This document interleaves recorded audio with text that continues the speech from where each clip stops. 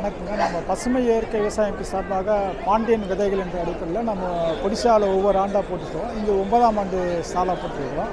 இந்த ஸ்டாலில் வந்து நம்ம பாரம்பரிய அரிசிகள் வந்து நம்ம தமிழ்நாட்டிலே முதல் முறையாக கொடிசியாவில் நம்ம வந்து இங்கே காட்சிப்படுத்தி வச்சுருக்கோம், விற்பனைக்கும் வச்சுருக்கிறோம். அந்த அடிப்படையில் வந்து பார்த்திங்கன்னா இன்றைக்கி வந்து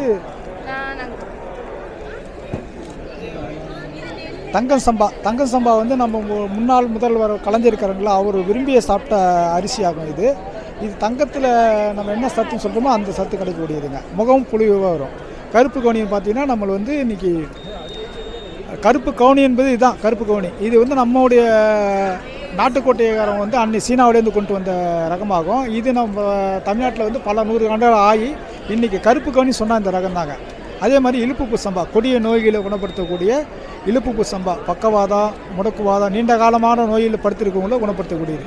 குதிரவால் சம்பா அப்படின்னு பார்த்தா இன்றைக்கி வந்து பெண்களுடைய பிரசவத்துக்கு பின்பு வந்து முதல் உணவாக நம்ம தமிழகத்தில் கொடுக்கக்கூடிய அரிசியாகும். இது நல்லா வரும். அதுமாதிரி வந்து ஆத்தூர் கிச்சடி சம்பா வந்து பார்த்திங்கன்னா நம்ம எம்ஜிஆர் பாட்டில் பார்த்துருக்கலாம்.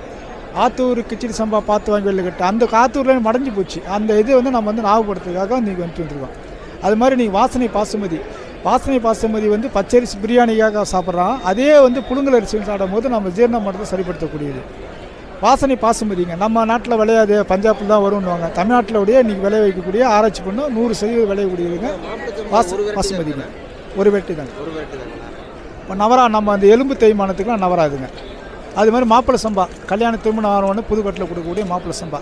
காட்டு யானை வந்து கேன்சரையும் குணப்படுத்தும், மற்றபடி நீரிழிவு நோயில் சுகரையும் குணப்படுத்தக்கூடிய ஆற்றல் கொண்டது.